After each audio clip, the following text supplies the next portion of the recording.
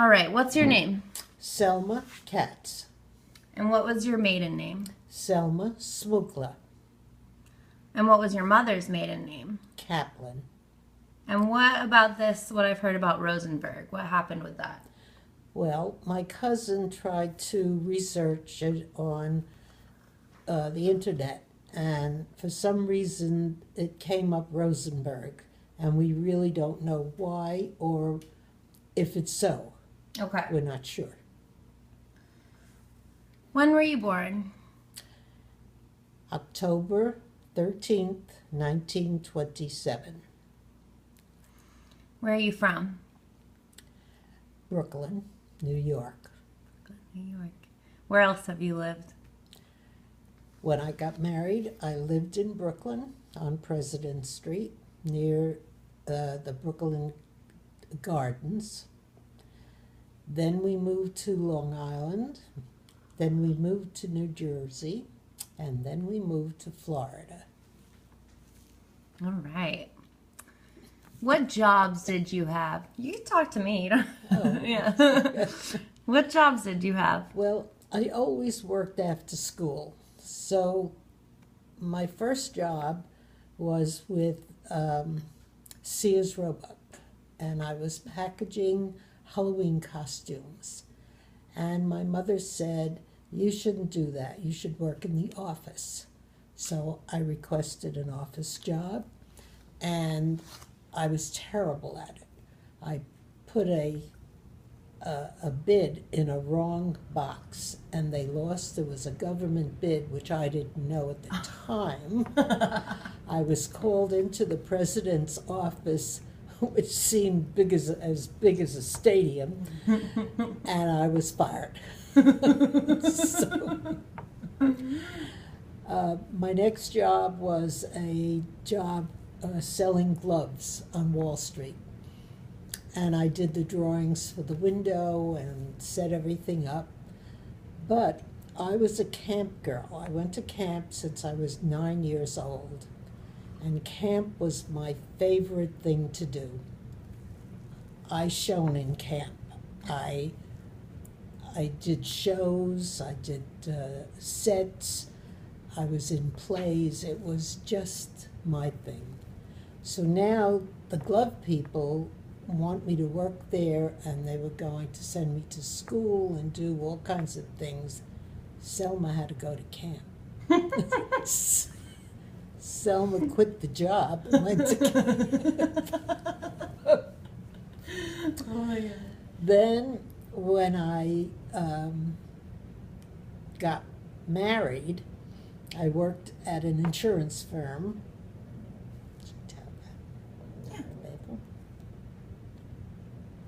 Say whatever you want. This is for our purposes. Well, they were Anything horrible. you would say to me, you can say to the camera. Okay, it was a horrible place to work because they gave you 8 minutes to go to the bathroom, and I spent more time in the bathroom than 8 minutes, and they yelled at me in front of the whole place, and I left. Right. Then I worked for a stamp company for 2 brothers, 2 twins, and that was a great job, and that lasted a long time until I became pregnant with Ellen, and then I left. When did you do interior design? I did interior design after when my 3rd child, Richard, was 9 years old. I went back to work, back to school. Okay. And you went to school for interior design? Interior design.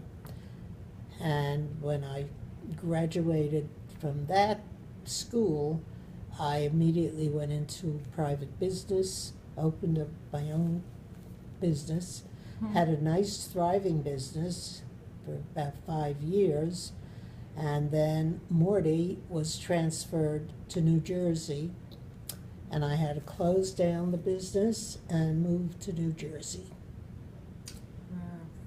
That was a hard thing to do. I had no friends in Jersey. I didn't know anybody there at all.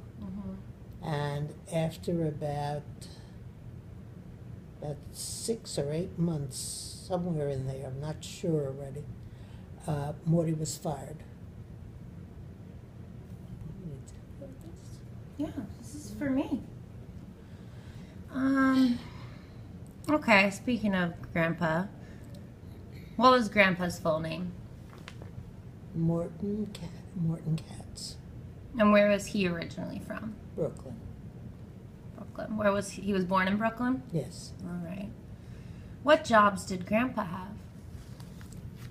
He worked, when we got married, he worked for a staple company.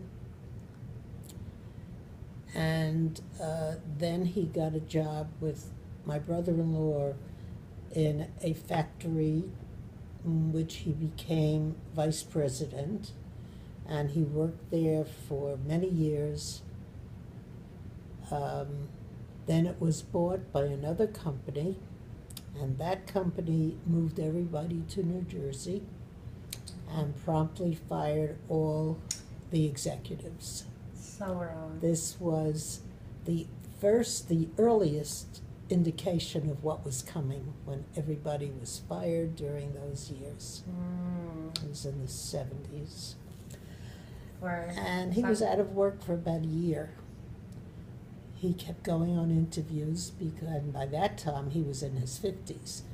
It was very difficult to get work. Still is Yeah. in your 50s. But the man Otto, who originally owned the business, got him another job with a friend of his who manufactured shoes.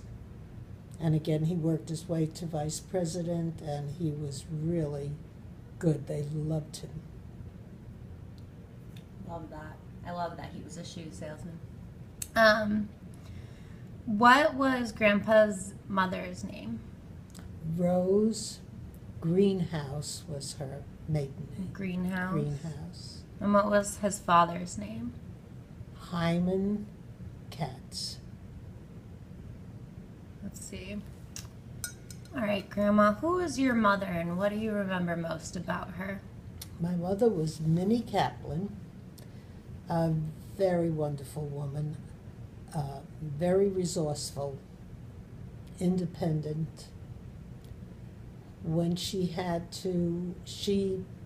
when my dad wasn't working anymore, she picked herself up, went to work, learned a new kind of machine at that time. They were older people. I had children already. Mm-hmm. And she learned this machine, and she was so good at it. She just picks herself up and does what has to be done. Then she got TB. No, excuse me, she got TB before this, long before this. Oh, wow. No, sorry. Mm-hmm. And she first was in a sanatorium up in Liberty, New York. I used to hitchhike up there every weekend to see her. Back when hitchhiking was legal. When hitchhike, yeah.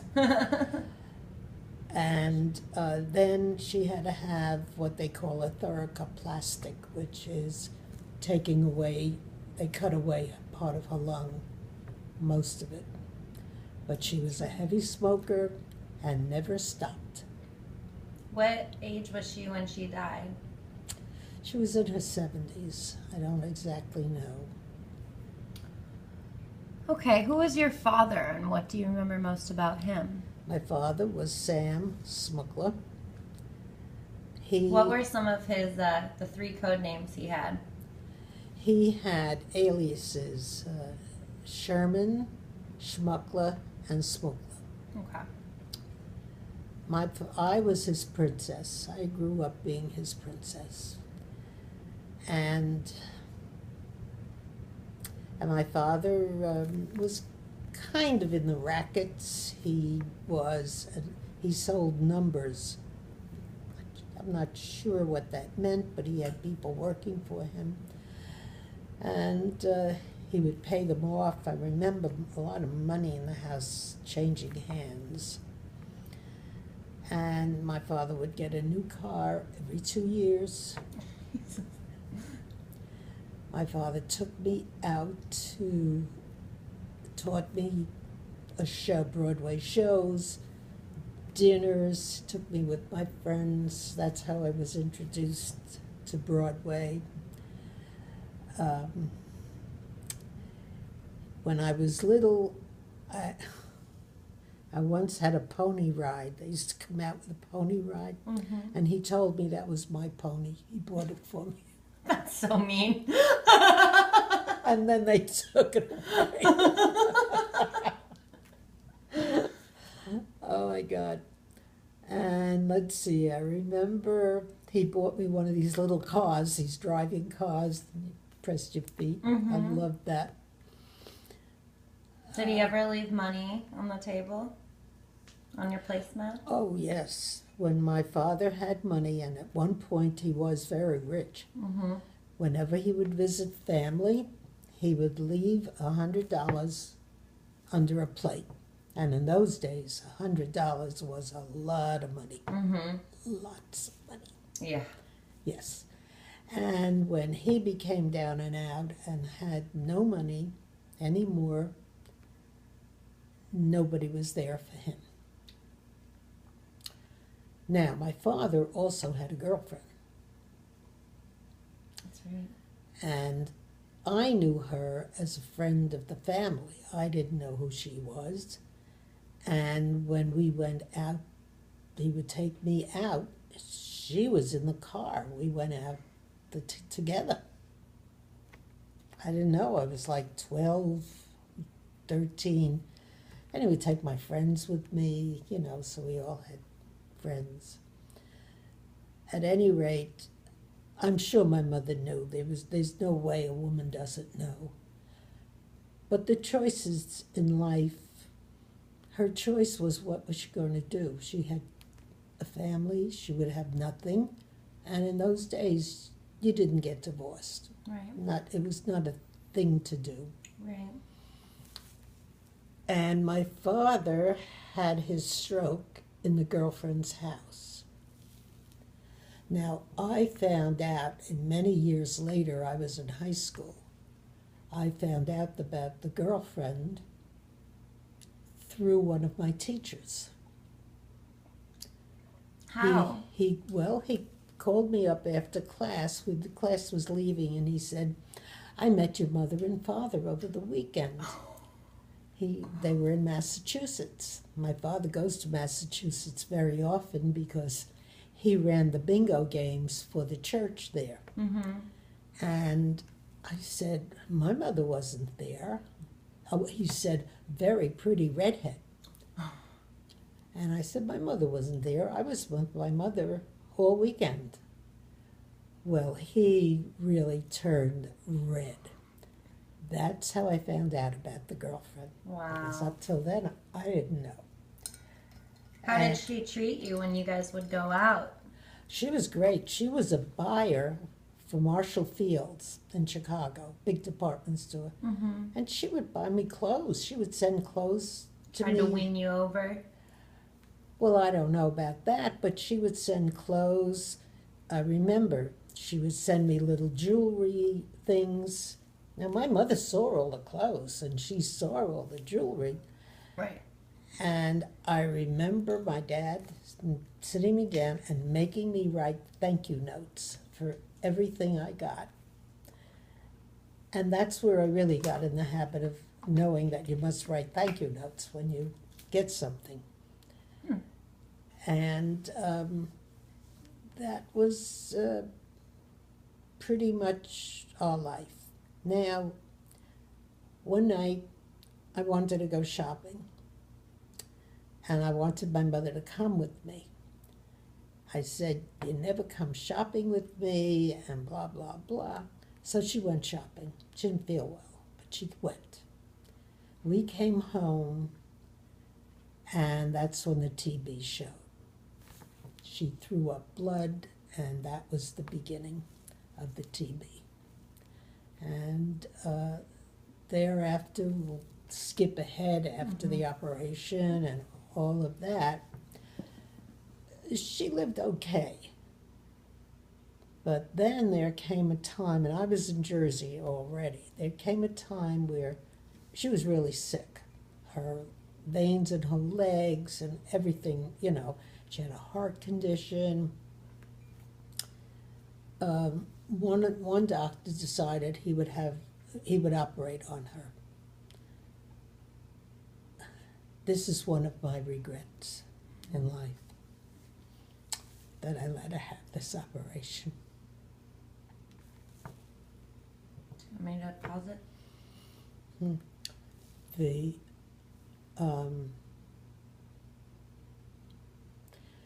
He replaced veins in her body with plastic tubing, which I did not know about. I had discussed it with her internist, and he said it's a fine operation, and blah, blah, blah. Well, it didn't work. He had to redo some of the operation. But before he did that, he wanted to talk to me to get permission.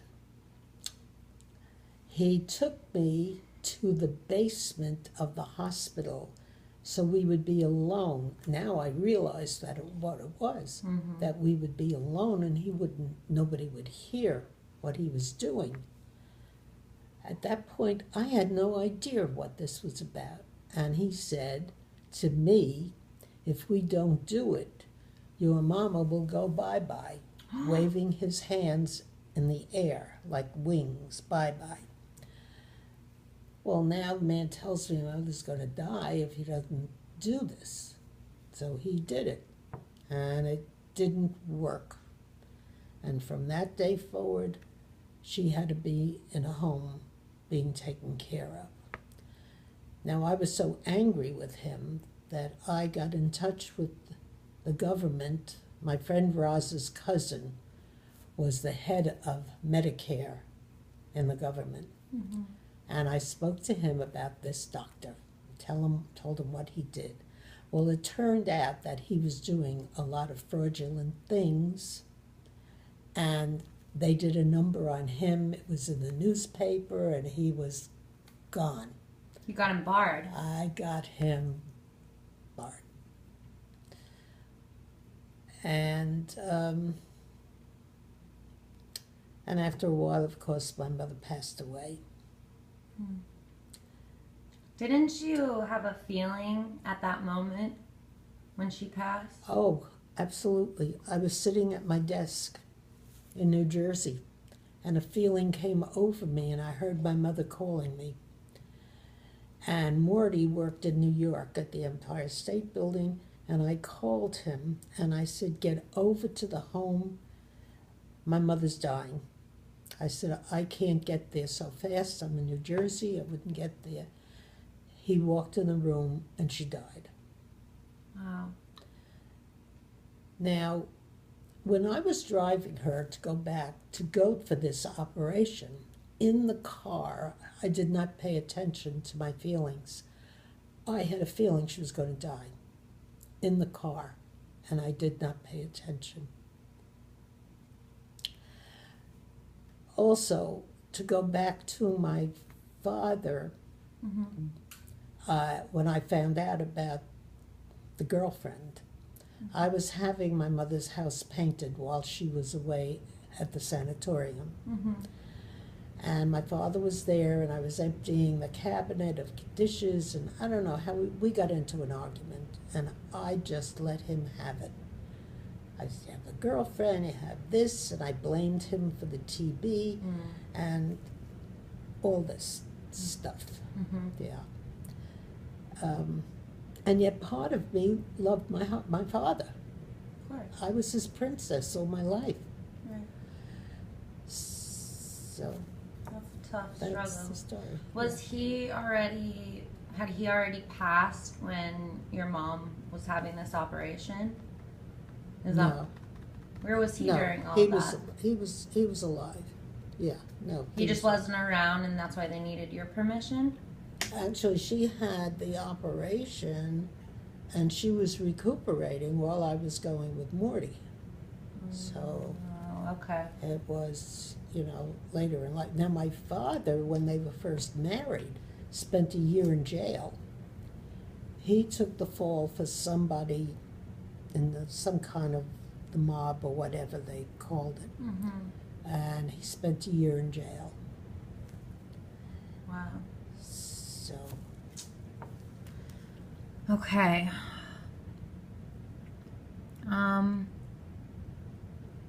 Well, I guess this question kind of goes back a little, but where are your parents originally from? my father was born in Milwaukee, Really? Wisconsin. Yeah.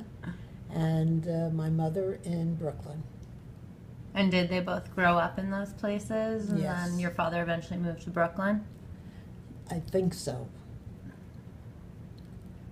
Okay. Tell me about Grandma Becky. Grandma Becky, Which side of the family was she? Your mom? she's a Kaplan, my mother's mother. Okay, she was, Rebecca was her full name. Mm-hmm. I love the name Rebecca. Yeah. Grandma Becky had 13 children. I think about 9 lived. Rest died of TB, Mm. yes, and 1 of cancer. That was my Aunt Ethel, who had my cousin Barry that lives in Chicago. Okay. Grandma Becky was a very strong, independent woman, and she had all these children, and when it got too much, she would pick herself up, leave the house, go to Chicago, visit her brother, and then come back when she was all relaxed. And the children were all girls except 1 boy, David. Wow. And so the girls took care of the house. They each took care of each other when she left. And she would go to the Jewish theater, come home, and act out the whole play that she saw for everybody. And she was quite a woman, and when she got older, she became blind. And when we would come visit, she would feel our faces to know who we were. Even when I brought Paul and Ellen there, she would feel their faces when they were little babies. So, tell me about Grandma Ida. Grandma Ida was my father's mother. Mm-hmm. Little woman. In fact, I used to call her Little Bubby and Big Grandma. Grandma Becky was big, not fat big, tall big. Right. Well, Grandma Ida was married, and her husband was not a good provider. He was also a heavy drinker, and he would be drunk much of the time. Hardly held a job. His job that I know of was sitting with the dead people, saying a prayer or whatever they do to sit overnight to guard the. I don't understand how they do, but he Right. sat with the dead people. And there is a condition that sometimes when when you think they're dead, they're suddenly not dead. For some reason, one night, one of the people sat up and No. became alive. This is the story I'm told. I don't know how true it is or the Right. possibility. Right. Well, he quit that job. Never did that again.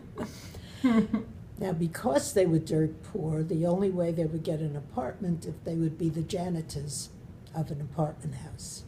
And that's how they got an apartment. And Grandma Ida was the one that would be on her hands and knees. This is what I remember Mm-hmm. of Ida washing the floors, the marble floors in this apartment house. When you enter, there's a large lobby. Mm-hmm. And she would be scrubbing those floors, the steps, and that's how I remember Grandma Ida. Um, Going back to Grandma Becky, it reminded me when you said she felt the faces. Tell me a little bit about this article. Grandma Becky, they had lost touch with a brother, and he was living in Scotland.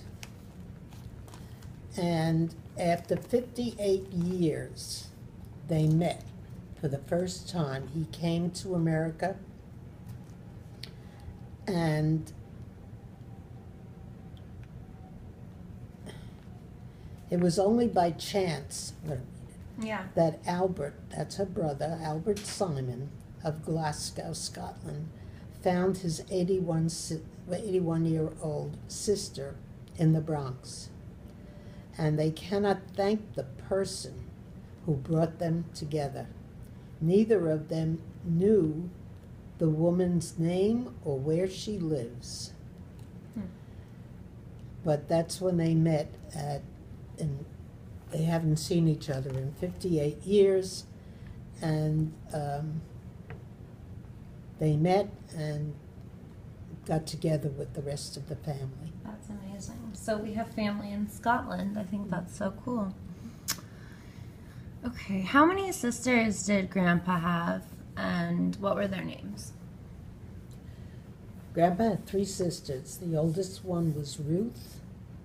Then the twins, Gertie and Pauline, were twins. Not exact twins, but fraternal twins. And did you guys stay in touch with them all your lives? Yes. Are any of them still alive today? No.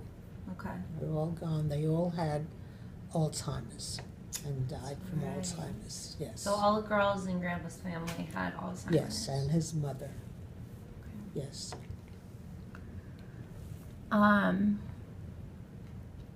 Tell me the story of your niece Bevy and her kids. Bevy was one of Ruth's daughters. She had Bevy, and Diane was the younger one. Bevy was the older one. And Bevy, all her life, was jealous of Diane. And as they grew, jealousy was great. Mm-hmm. At any rate, Bevy married Seymour, and they couldn't have biological children. So they adopted their first child, Mitchell. And Mitchell was the apple of their eye, absolutely the darling of their whole life. At 6 years old, Mitchell got leukemia, severe leukemia, and was dead inside of a week. The mourning of that child never left them. They adopted Todd. They adopted Todd before Mitchell died, as a matter of fact. Oh, okay. Todd had problems with his legs and was in braces and had problems his whole life with his Constantly legs. getting operations, right? Kept having operation after operation and nothing worked. At any rate, Mitchell was still the apple of their eye, and they could not forget Mitchell. And they used to they had movies of Mitchell. They would sit Todd down at an early age and make him watch pictures of Mitchell. All these movies that they had, and it was his whole life all the time talking about Mitchell, watching movies. As he grew, he knew he was second.